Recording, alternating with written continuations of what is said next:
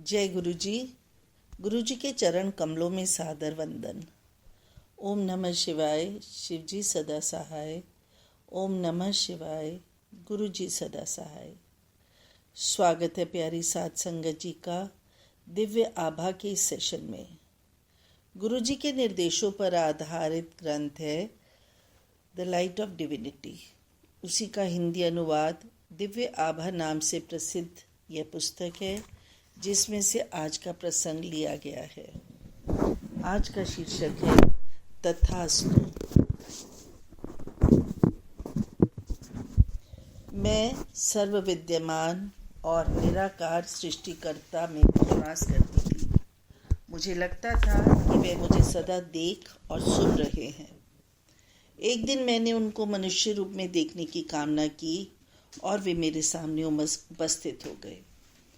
मुझे कमर से नीचे अत्यंत पीड़ा रहती थी। कोई औषधि काम नहीं कर रही थी। फिर मुझे गुरु जी के बारे में पता चला, जो सबके कष्ट दूर कर देते हैं। मुझे संशय अवश्य था, किंतु उपचार की आशा लिए मैं उनके पास पहुंच गई। मेरे 7 वर्षीय पुत्र के गल तुंदिका में पस भरा रहता था और प्रति 15 दिन में उसे ज्वर आ जाता था। कभी कभी ज्वर 103 तक पहुंच जाता था और रात्रि में कोई चिकित्सक भी नहीं मिलता था। मेरे पुत्र को एक प्रतिजैविक औषधि छोड़कर कोई भी अन्य औषधि नहीं दे सकते थे, क्योंकि उसके शरीर पर उनके दुष्प्रभाव हो जाते थे। एरिथ्रोमाइसिन, जो ऐसे अवसरों पर रामबाण मानी जाती है, के भी दुष्परिणाम होते थे। यह हर माह घटित होता था और हमारे लिए अति भयावह अनुभव होता था। उन दिनों 1996 में भक्त अपने कष्ट गुरु जी को व्यक्त कर सकते थे। मैंने उनको अपना कष्ट मेरा बेटा कहकर बताना आरंभ ही किया था कि वे मुझे पहले अपना रोग बताने के लिए बोले। साहस बटोर कर मैंने उन्हें अपने पैरों में हो रही पीड़ा के बारे में बताया और गुरु जी ने मात्र हुन नहीं होगा कहा। उनके कथन के अनुसार उनमें पुनः कभी वेदना नहीं हुई। उनके बोलते हुए ही वह पीड़ा समाप्त हो गई थी। फिर उन्होंने मेरे पुत्र के बारे में पूछा। मैंने उसे विस्तार में ना बताकर केवल इतना कहा कि उसके गले में सूजन है। उन्होंने उसे आशीर्वाद दिया और उसके गले में ओम का चिन्ह लटकाने और परिवार में चावल नहीं खाने के लिए कहा। मेरे मन में तुरंत विचार आया कि 7 वर्ष का बच्चा गले में स्वर्ण की जंजीर कैसे संभाल पाएगा। यद्यपि यह मुझे सोचना भी नहीं चाहिए था, किंतु मेरे यह सोचते ही वे बोले, उसके गले में पीले धागे में ओम डालकर पहनाया जाए। गुरुजी भविष्य देख लेते हैं, अपनी इच्छा अनुसार दुर्घटनाएं रोक सकते हैं। पहले दर्शन के समय ही मेरे कहे बिना उन्होंने मुझे अपना एक विद्यालय चलाने का आशीष दिया। विवाह से पूर्व मैं भारतीय प्रशासनिक सेवाओं में जाना चाहती थी, किंतु विवाह ने उस पर रोक लगा दी। जब उन्होंने मुझसे पूछा कि उन सेवाओं में जाना चाहने पर क्यों नहीं गई, तो मैंने उत्तर दिया, प्रेम होने के पश्चात विवाह मेरी प्राथमिकता हो गई थी। मुझे प्रतीत हुआ कि वे जो दर्शाते हैं उन्हें उससे कहीं अधिक पता है और वे साधारण मनुष्य नहीं हैं। ये घटनाएं दिल्ली में हुई। गुरुजी शीघ्र ही जालंधर चले गए। मेरे कष्ट फिर कभी लौटकर वापस नहीं आए। मेरा पुत्र भी स्वस्थ सानंद हो गया।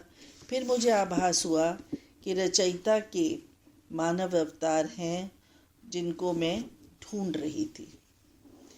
मेरे पुत्र और मुझे स्वस्थ करने के लिए धन्यवाद प्रकट करने मैं जालंधर गई। मेरी 4 वर्षीय बेटी गत शीत ऋतु में अस्वस्थ रही थी और उसे श्वास का कष्ट हो रहा था। यह जानते हुए कि अस्थमा या श्वसन शोथ कितना बुरा हो सकता है, मैं उसके बारे में चिंतित थी। मैं गुरुजी के साथ बरामदे में बैठी हुई थी और थोड़ी ही देर में वह उनके चरणों के निकट ही सो गई। क्योंकि मैं उनसे उसके कष्ट बोलने का साहस नहीं जुटा पा रही थी, मैंने उनके मन ही मन में विनती की।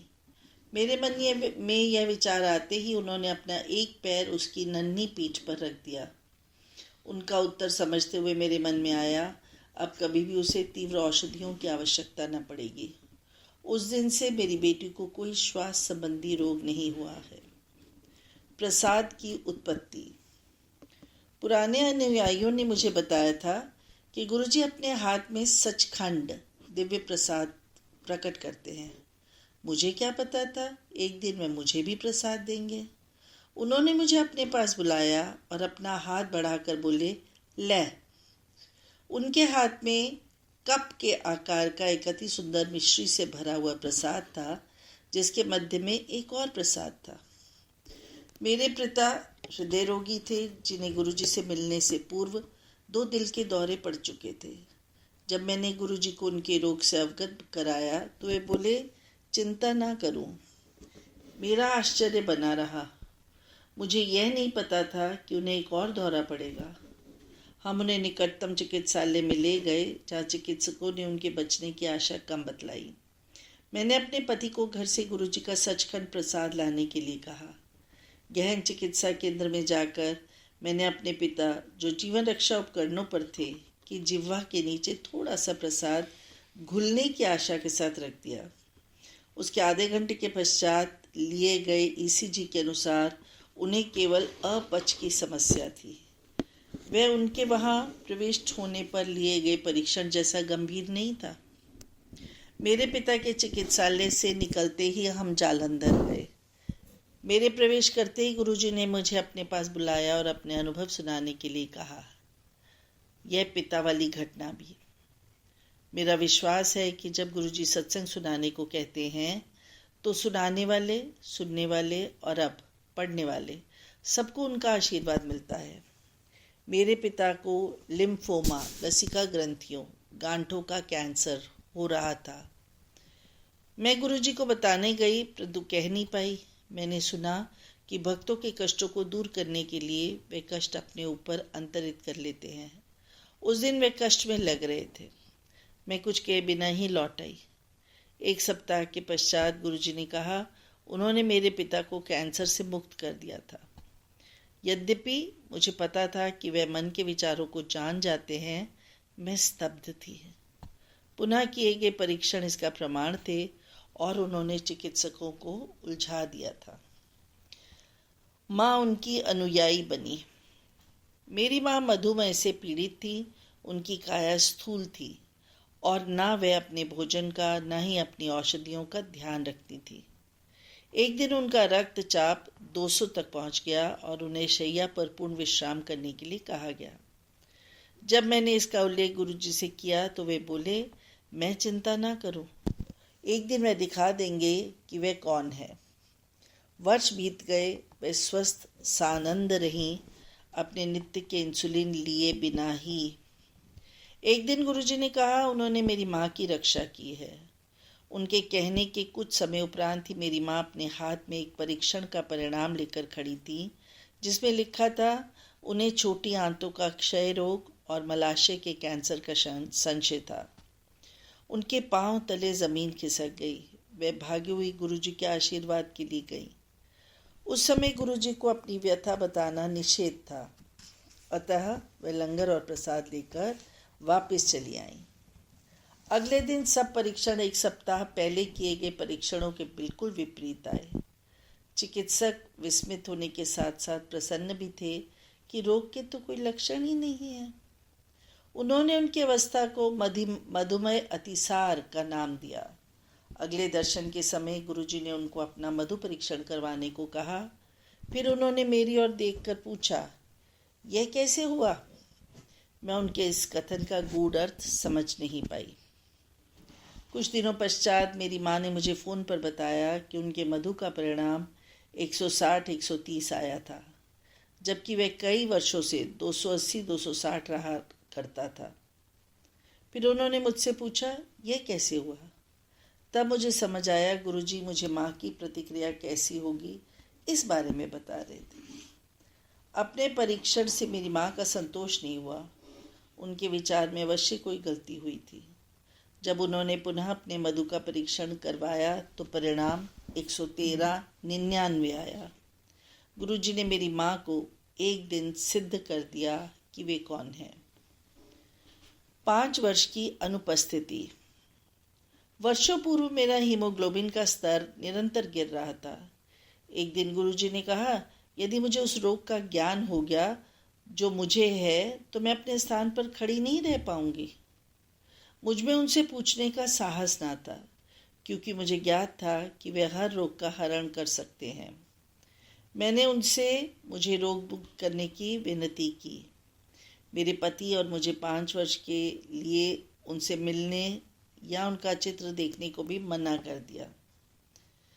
हमें यह बात किसी को बतानी भी नहीं थी। 5 वर्ष व्यतीत हो गए। जीवन में हम उत्तरोत्तर प्रगति करते रहे, किंतु उनकी अनुपस्थिति का सदा अभाव बना रहा। एक दिन मैंने उनसे उनके चित्र के लिए प्रार्थना की, जो स्वयं ही मेरे पास पहुंच जाए, क्योंकि मैं उसके लिए किसी को बोलना नहीं चाहती थी। उनका चित्र उस अकेली पत्रिका में जो मेरे पति मंगाते थे, अथवा बाद में मुझे बताया गया कि वह संयोग नहीं था। कुछ दिन पश्चात मुझे अपना दम घुटते हुए लगा। हर सांस लेने में अत्यंत कठिनाई हो रही थी। मैं अपने पति और माता पिता को फ़ोन कर केवल इतना कह पाई कि मुझसे सांस नहीं लिया जा रहा। मेरा बेटा ऑक्सीजन का सिलेंडर लेने चिकित्सालय भागा और मेरे पति बेटी ने पड़ोसियों को बुलाया। सबको चिंता थी। अकेले में मैंने उनके चित्र के समक्ष उनसे कहा, मुझे श्वास लेने में कठिनाई हो रही है। तुरंत ही मुझे अपनी गर्दन के पीछे सिर और मेरुदंड में अनूठी संवेदना हुई और सांस आने लगा, परंतु मेरे पैरों में कोई जान नहीं थी। गुरुजी ने एक बार मुझे बताया था कि यदि उनके चित्र के समक्ष कुछ भी कहा जाए तो वे सुनते हैं। मुझे 1 मिनट के चिकित्सालय में ले जाया गया। गहन सेवा केंद्र में अकेले लेटे हुए जब मेरे मुंह पर ऑक्सीजन लगी हुई थी, मुझे प्रतीत हुआ कि मेरा अंत निकट ही है। मेरे मन में विचार आया कि मेरे पति सगे संबंधियों में से कोई भी मेरी सहायता नहीं कर पाया था, लेकिन गुरुजी ने तुरंत मेरी पुकार सुनी। कोई भी मुझे पुनः जीवन दान नहीं दे पाया था, केवल गुरुजी ही थे जिन्होंने मुझ पर कृपा की थी। निश्चित रूप से वे ईश्वर के दूत हैं और मेरे लिए उसके अवतार। अविश्वसनीय किंतु सत्य है, जब असंभव भी आपके सामने संभव हो जाए। इससे और अधिक आश्चर्यचकित करने वाली घटना तब हुई जब वर्षों पश्चात मैं उनके सम्मुख खड़ी हुई थी और उन्होंने वही शब्द जो मेरे मन में उस समय आए थे दोहराते हुए कहा, उन्होंने मुझे नवजीवन प्रदान दिया है और मैं सदा सुखी प्रसन्न रहूं। क्या यह चमत्कार नहीं कि हम 5 वर्ष तक मिले नहीं, किंतु उनको ज्ञात था कि उस दिन चिकित्सालय में अकेले लेटे हुए मेरे मन में क्या विचार आ रहे थे। एक बार उन्होंने कहा, चिकित्सक अपना कार्य करते रहेंगे। गर्भाशयोच्छेदन के पश्चात मेरा अस्थि घनत्व कम हो गया था। मेरे नितंब और जांघ की अस्थियां यदा कदा मुझे कष्ट देती थी। मैंने कभी गुरुजी से इस विषय में चर्चा नहीं की। इस बीच में परीक्षणों से पता चला कि मेरी अस्थियों में कैल्शियम की कमी है। अचानक एक दिन गुरुजी ने मेरे पति और मुझे बच्चों सहित सिंगापुर यात्रा पर जाने के लिए कहा। वे मेरे से जाने का समय पूछते रहते थे। वहां पर पहुंचकर हमें उनकी एक अनुयायी से मिलना था और मुझे उसको अपने अनुभव सुनाने थे। यह करते ही मेरी वेदना समाप्त हो गई। दिल्ली पहुंचने पर गुरुजी ने घोषणा की कि मेरे कैल्शियम और हीमोग्लोबिन के स्तर बिल्कुल सही हैं। फिर उन्होंने मुझे अपना वजन घटाने के लिए कहा, अन्यथा मुझे हृदय रोग होने की संभावना थी। उन्हीं की दया से मेरा वजन घट पाया। अब मैं बिल्कुल स्वस्थ हूँ। मेरी बेटी को उदरशूल रहता था और दिन प्रतिदिन वह बढ़ता जा रहा था। उसने गुरुजी से प्रार्थना की। उन्होंने उसका नाम बदल दिया और अब उसे कभी कोई वेदना नहीं है। जब मैंने एक अन्य भक्त से इसका उल्लेख किया तो उसने बताया उसका नाम भी गुरुजी ने बदल दिया था, अन्यथा यह पीड़ा जीवन भर साथ रहती। यह कोई संयोग नहीं था।